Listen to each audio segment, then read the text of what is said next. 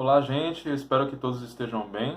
Eu sou Vinícius Kolansky, sou psicólogo clínico da abordagem analítica e hoje vou fazer um vídeo num formato um pouco diferente, um vídeo mais voltado para as pessoas que são da área de psicologia, pessoas interessadas em terapia, estudantes de psicologia, porque eu vou abordar um assunto mais técnico, que é o relacionamento dentro de um processo de terapia e a transferência. Vou me embasar nesse livro aqui, chamado O Encontro Analítico, de Mário Jacobi, Transferência e Relacionamento Humano. É um livro que ele parte de uma perspectiva junguiana, mas é um livro que eu considero importante para pessoas das mais variadas abordagens. Então, para começo de conversa, o que é transferência, né? Transferência é uma projeção, por exemplo, quando a gente projeta algum aspecto interno, quando a gente projeta a nossa relação com o nosso pai ou a nossa relação com a nossa mãe numa outra pessoa, né? E o que é numa outra pessoa, especificamente essa pessoa sendo um terapeuta, né? Transferência é o nome técnico que se dá para quando isso acontece dentro do processo terapêutico. E contra-transferência? Contra-transferência é quando isso parte do terapeuta, né? Quando o terapeuta projeta alguma coisa dele no paciente. Isso também pode acontecer. Mas para além de transferência e contra-transferência, é importante a gente lembrar também que existem aspectos puros do relacionamento humano dentro de um processo de terapia, né? Existe empatia, existe troca, não tem como a gente não ser afetado de forma humana, de forma verdadeira por um paciente, né? Então, existe além desse aspecto projetivo, existe também um relacionamento entre paciente e terapeuta, né? Paciente, um dos nomes que se dá, mas cliente também é outro nome que se dá, e o autor desse livro aqui utiliza o termo analisando. Então, a transferência, ela foi primeiramente um termo da psicanálise, termo cunhado por Freud, e Freud via a transferência como necessária.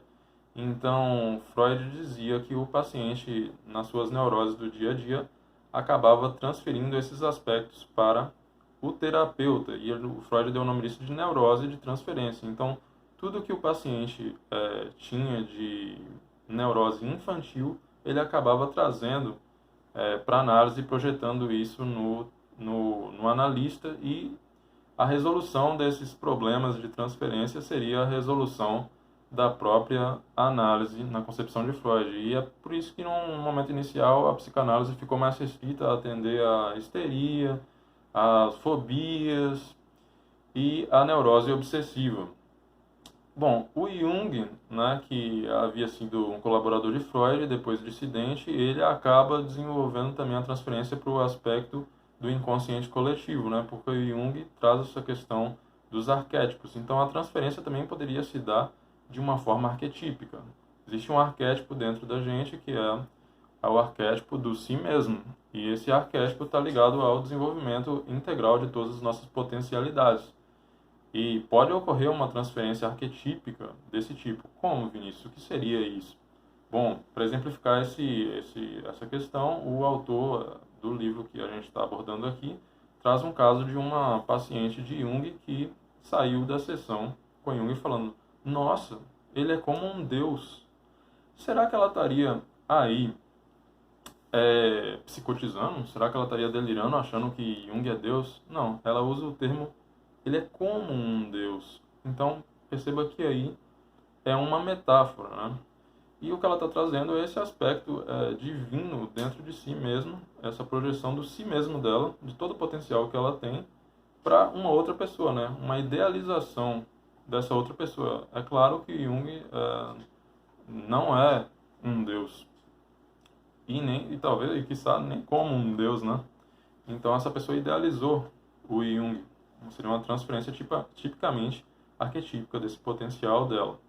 Bom, numa terapia acontecem dinâmicas muito complexas, né?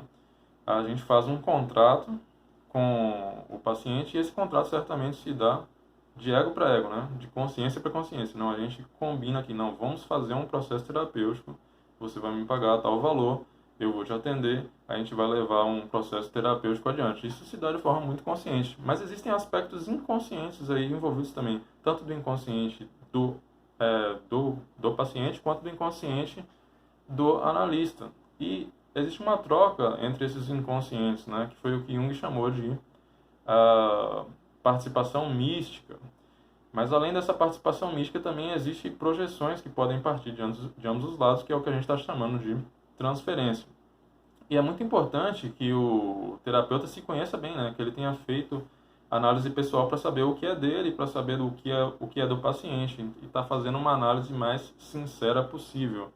Então, quando aparece alguma questão dele, ele tem que saber, não, isso é uma questão que talvez seja minha. E talvez seja importante até dialogar sobre isso com o paciente, né?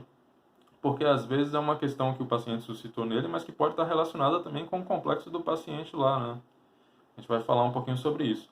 Mas esse diálogo de inconsciente para inconsciente, acontece essa questão da participação mística, né? Que é algo muito comum nos povos primitivos, por exemplo, né? Esse estado é momento de um estado de fusão profunda, né? De inconsciente para inconsciente. Mas nesses momentos é importante que o terapeuta se aproxime dessa forma, mas também é importante que o terapeuta controle um pouco o ímpeto dele de curador, sabe? Que é aquele que vai dar conta de tudo, que vai curar o outro, para não estar atropelando os processos do paciente muitas vezes, né? Às vezes o terapeuta fica agoniado numa espécie de excesso de atividades, um excesso de zelo para aquela pessoa e começa a tirar interpretações, sugestões, porque ele está muito preocupado com aquela pessoa, né? Então, o terapeuta também tem ele mesmo as suas feridas, né? Aí é o arquétipo do curador ferido, né? São feridas que ele teve que lidar na própria vida dele que às vezes ele tem que lidar ainda até hoje, mas de forma geral, o terapeuta precisa ter mais ou menos estável a questão da sua própria neurose, né? Ele precisa ser uma pessoa razoavelmente estável que tenha lidado razoavelmente bem com a sua própria neurose. Mas neuróticos, todos nós somos, né, em algum grau. Bom, as contratransferências, né, que é aquilo que afeta as projeções do terapeuta, também podem ser usadas em benefício da análise, né? Existem contratransferências que são benéficas. E existe um tipo particular de contratransferência que é a contratransferência complementar, né? É uma contratransferência que ela aparece, mas ela é provocada pelo paciente, né? Por exemplo, o paciente tem alguma questão com a mãe e ele já espera que as pessoas se comportem daquela forma. E isso, às vezes, suscita que o analista realmente reproduza os comportamentos da mãe ou realmente faça essa projeção com aquele paciente, né? Isso tudo pode ser trazido à tona, pode ser trazido a diálogo, né? E existe também a contratransferência concordante, que são todos os tipos de sentimentos positivos, né? O desejo do analista, o desejo do analista que tudo corra bem numa terapia, né? Uma contradição de sentimentos muito positivos que a gente pode estar sentindo pelo paciente. Bom, importante a gente saber também, né, num processo terapêutico, que todos são narcisistas em algum nível, né? Todo mundo tem algum nível de narcisismo. E é difícil achar alguém que não oscile muito na questão da estima que tem sobre si mesmo. Às vezes a gente se supervaloriza, às vezes a gente se coloca lá embaixo. Isso fica oscilando muito, isso porque nós somos, em certa medida, narcisista. E quando chega um paciente, a gente, de certa forma, a gente tem que espelhar ele de certa forma, né? A gente tem que ser um pouco especular. E às vezes ele se identifica com a gente, às vezes ele faz uma transferência com a gente que é uma transferência de espelho, né? Ele espera que a gente o aprove, ele espera que a gente o aceite, né? Conforme falou o Carl Rogers, a aceitação é um processo essencial, né? Na psicologia humanista, é essa aceitação do outro, né, que vai trazer todo o potencial de desenvolvimento da pessoa, né? O narcisismo às vezes é uma coisa muito intrínseca na pessoa. Por exemplo, na mitologia grega, os deuses eram bem narcisistas, né? Então, Zeus, ele não sei se foi ele que deu origem às musas, mas de forma geral as musas elas louvavam a Zeus, né? Ele precisava desses louvores, né? Aquela coisa narcísica dele. Então, quando a gente vai lidar com o narcisismo na clínica, a gente precisa, de certa forma, fazer o que o Winnicott chamou de um holding, né? A gente precisa espelhar, de certa forma, essa pessoa, principalmente se a gente estiver lidando com um narcisista extremo, que é para a pessoa não também está saindo da análise, mas com o tempo é, a gente vai perceber que a gente vai ter a possibilidade de fazer intervenções, porque de certa forma também o narcisista ele não percebe, mas ele tem muito medo de uma rejeição.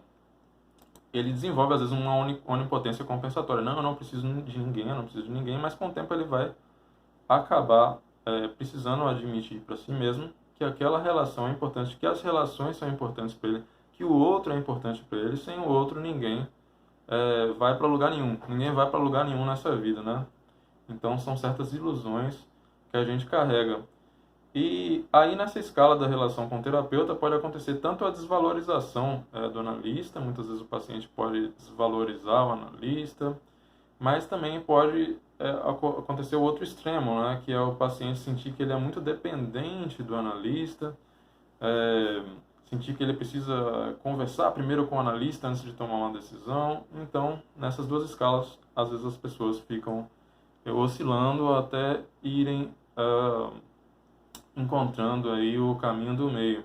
Mas de forma geral, um dos resultados da terapia, né, que o Rogers até traz também, é a diminuição dessa necessidade de aprovação, né, e esse medo da rejeição, a questão de os parâmetros da pessoa mudar de um parâmetro externo, ou seja, precisar dessa aprovação, dessa validação vinda de fora, para um parâmetro interno.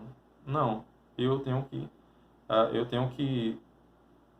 eu tenho que me valer por mim mesmo, né? Eu sei do meu valor e isso está para além do narcisismo. Isso tem a ver com uma mudança de parâmetro mesmo. Então, é isso que eu tenho para falar nessa primeira parte do vídeo, que eu abordei a primeira a primeira metade do livro, e pretendo estar fazendo um segundo vídeo sobre a segunda metade do livro, onde eu vou estar falando sobre os aspectos mais do relacionamento mesmo, né? Nesse vídeo de agora eu procurei enfatizar mais na questão da transferência. Então por hoje é isso, gente.